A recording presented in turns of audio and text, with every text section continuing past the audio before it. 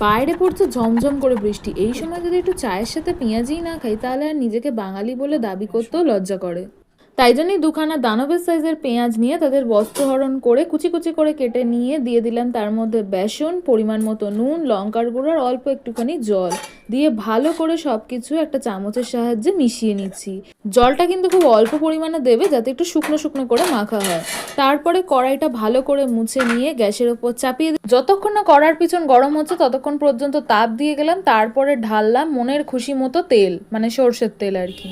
তারপরে মনের খুশি মতো চৌকো, বেঁকা, চ্যাপ্টা, থ্যাবড়া যেরকম খুশি একটা শেপ মনের মতো দিয়ে নিলাম। তবে আমি গোলটাই দিয়েছিলাম, তোমরা চাইলে যে কোনো শেপ দিতে পারো, আমি তোমাদের সাজেস্ট করে দিলাম কি কি শেপ তোমরা দিতে পারো। ফটাফট ছেড়ে দিলাম কড়াইয়ের মধ্যে। আর তেলের মধ্যে পেঁয়াজি পড়তেই কীরকম ফোঁস করে উঠছে দেখেছো তেলটা। তবে হ্যাঁ, যেরকমই শেপ দাও না কেন বেশি মোটা কিন্তু করতে যেও না, তাহলে কিন্তু বাইরেটা ভাজা আর ভেতরটা কাঁচা এই হয়ে যাবে। বৃষ্টির দিনে কেউ তো আর বারবিকিউ করে খাওয়ালো না, আর কেউ বারবিকিউ নেশনে নিয়েও গেল না, তো কি আর করব, মনের দুঃখে কাঠিটা বার করে নিয়ে পেঁয়াজি ভাজার জন্য লাগিয়ে দিলাম সেটাকে কাজে।